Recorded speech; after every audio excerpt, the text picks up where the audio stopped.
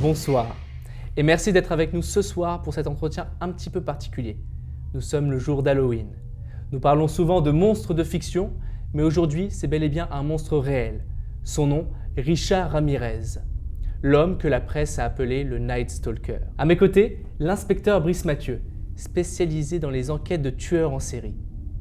Bonsoir Brice. Bonsoir. Est-ce que vous pouvez nous raconter l'histoire de Richard Ramirez ? Eh bien, avant de nous plonger dans l'horreur de cette histoire, j'aimerais vous parler de sa jeunesse. Il est né le 29 février 1960 à El Paso, au Texas, dans une famille de 5 enfants. Le père est très violent et Richard prend des coups. Il subit aussi plusieurs chocs à la tête, à l'école, à la maison. Il fait des crises d'épilepsie. Et ça, chez un enfant, ça laisse des traces. Donc on peut dire que même avant les crimes, il y avait déjà une fissure. Oui, et cette fissure, quelqu'un va s'y engouffrer. Son cousin Miguel, un vétéran de la guerre du Vietnam. Mike, qu'il l'appelait. Il avait ce genre d'aura malsaine. Il montrait à Richard des photos, des atrocités qu'il avait commises là-bas. Des femmes torturées et violées. Et le pire, Richard regardait, fasciné. Ce cousin, il a eu un rôle direct. Oui, parce qu'un jour, Miguel, après une dispute avec sa propre femme, la tue, une balle dans la tête, devant Richard qui avait seulement 12 ans. Et Richard regarde sans bouger. Après ça, plus rien ne sera jamais pareil.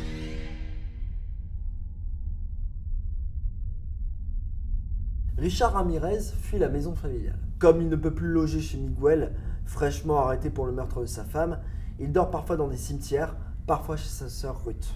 Chez elle, il devient voyeur avec le mari de sa sœur. Ils observent les voisins à travers les fenêtres et c'est le début d'un schéma.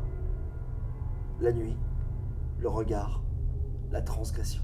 Puis il commence à prendre de la cocaïne et du LSD. Il s'intéresse à Satan, pas le Satan religieux, non, le symbole du chaos. Un jour, alors qu'il travaille dans un hôtel, il repère une femme seule dans une chambre. Il prend la carte d'accès, entre discrètement, puis tente de l'agresser. Mais son mari revient plus tôt que prévu. Ramirez, surpris, il perd alors son emploi. Et à partir de là, il plonge complètement. Quand commence le cauchemar ? En 1984, Jenny Vinco a 79 ans. Elle vit seule à Los Angeles. Le quartier est tranquille, plutôt modeste. Ramirez s'arrête devant sa maison, entre discrètement par la fenêtre, cherchant à voler de quoi payer sa consommation. Sans succès, pris d'une pulsion, il entre dans une chambre, celle où Jenny dort paisiblement. Muni d'un couteau de cuisine, Ramirez la tue. Il la mutile de plusieurs coups de couteau et c'est son premier meurtre connu.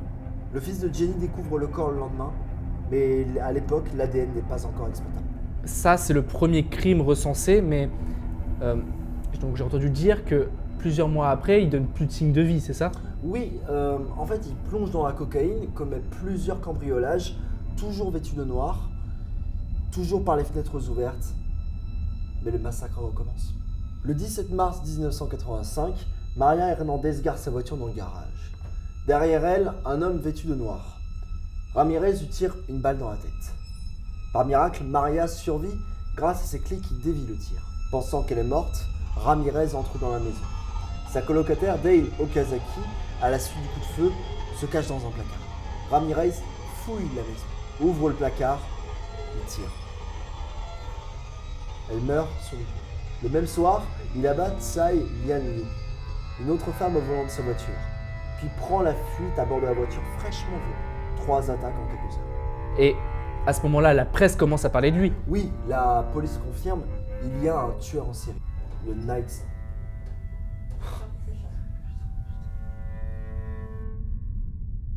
La terreur s'installe dans les quartiers de Los Angeles. Le 27 mars 1985, Vincent et Maxine Zazzara, un couple modeste, alors que Vincent s'est endormi sur le canapé, la télé encore allumée, le Night Stalker entre par la fenêtre. Il pointe son arme sur la tempe de l'homme et lui tire une balle en pleine tête. Puis se dirige vers la chambre. Maxime crie de toutes ses forces, mais le Night Stalker l'attache au lit. Il hurle, demande où sont les bijoux. Pris de rage, il la tue à coups de couteau. C'est ça le Night Stalker. Pas un tueur organisé, mais un tueur rituel. Mais il dessinait aussi des symboles sataniques, c'est bien ça ? Pas tout de suite, mais en effet, sur les crimes suivants, il dessinait des pentacles sur les murs, les corps, les lits. Il obligeait ses victimes à jurer sur Satan. Il se disait l'instrument d'une force obscure. C'est quoi ça? C'est quoi ça? Tu peux aller voir?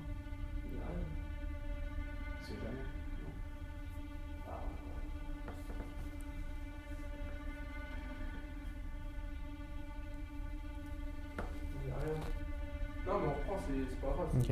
Bon, vas-y. Est-ce que c'est le chat ou Vas-y, on reprend. Vous êtes sûr? Ouais, t'inquiète, Ouais, vas-y. Donc par la suite, il continue ce modèle sur au moins 13 autres personnes.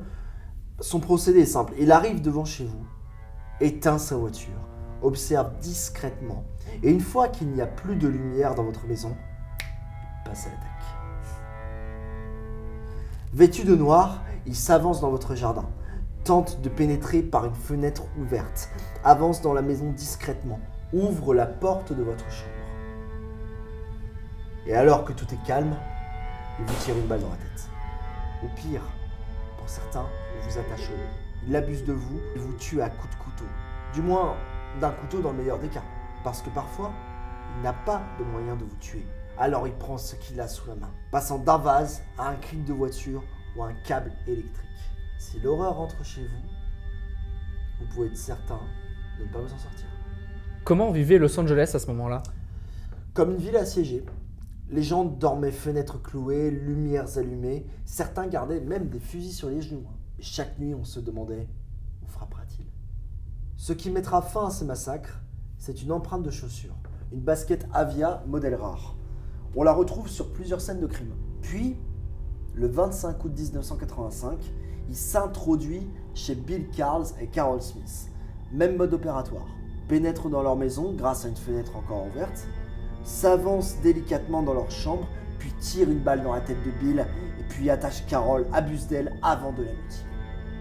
Mais cette fois, un adolescent de 13 ans, James Romero, remarque un homme louche autour de chez lui. Alors que l'histoire de Night Stalker est maintenant bien répandue, il n'a pas de doute, c'est lui. Il le voit sortir précipitamment, monter dans une voiture garée pile en face de chez Bill et Carol. Et avec sang-froid, il note la plaque d'immatriculation du véhicule. La plaque qui mènera Ramirez. Exactement, on retrouve la voiture volée, à l'intérieur une empreinte digitale. Et là, son visage apparaît dans tous les journaux. Le 30 août 1985, il revient à Los Angeles.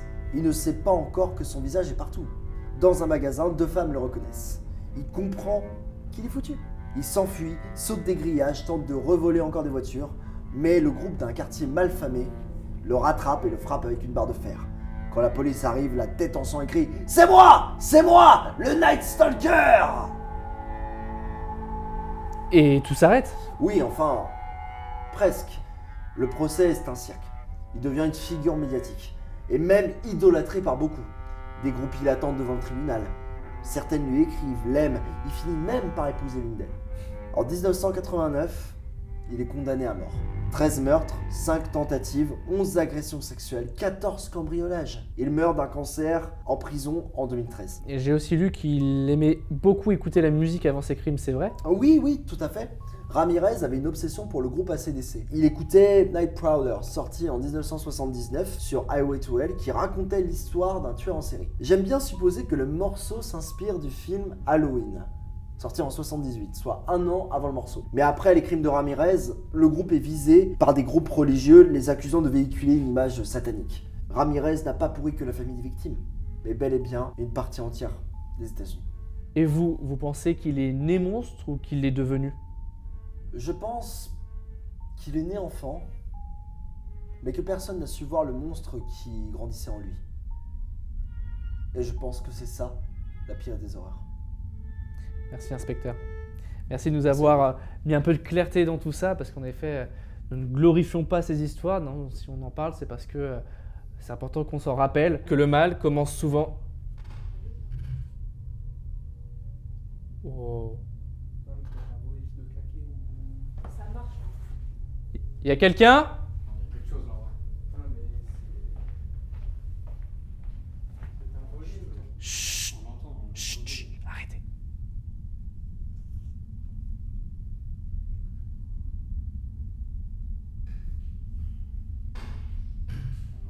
On coupe, il y a un bruit. Il y a quelqu'un en haut, c'est On sûr. va voir, on va voir. Attends, je vais me flash. Oh, c'est bien. Oh frère! Pas des... Oh, tiens, il y a des yeux. Il y a eu un bouillon. Attends, il y a eu un bouillon. Arrête. Il y a quelqu'un?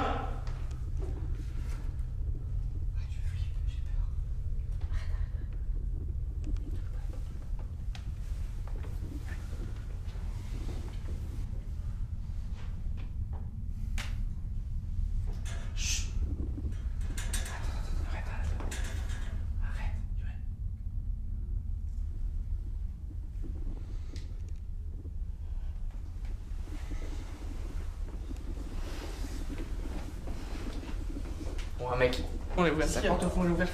La porte au fond est ouverte. T'es pas ouverte. Elle est ouverte, c'est ça? Ouverte. Arrête. Y'a quelqu'un? Je vous assure, elle est ouverte. Non. Elle est vraiment ouverte. Je te jure, elle est ouverte. Attends. Hey. Le reflet, il vient de cette pièce-là.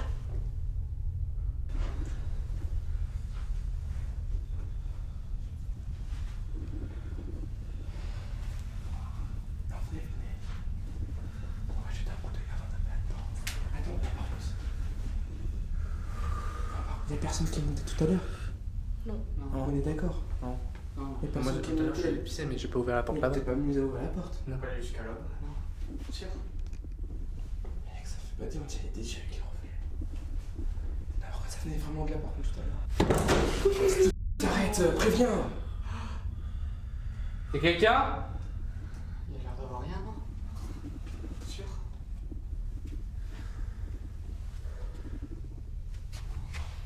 Rien. Ouais, c'est dans le pièce. Ça sent le... Oh non, mec, tout le monde est avec quelque chose. Y'a quelqu'un?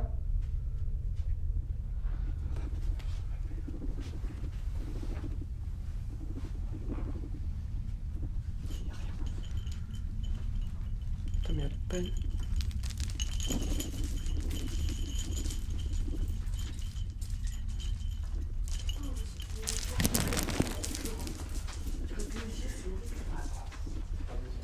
Y'a personne là-dedans là? Non, il y a rien. Non, il y a rien.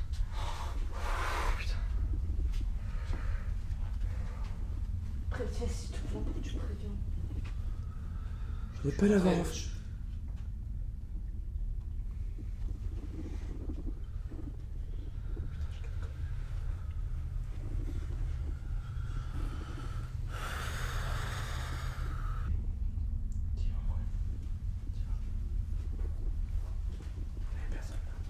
Il y a un courant d'air.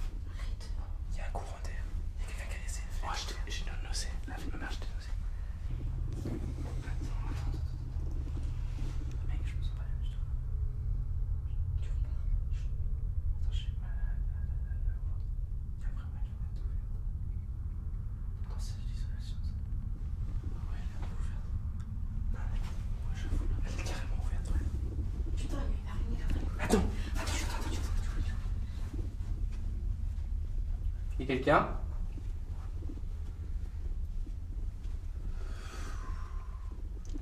Mec, soit il y a un chat, ça m'a fait flipper, frère.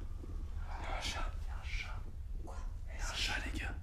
Je pense que c'est le chat qui a fait du bruit, non? C'est toi qui a fait du bruit?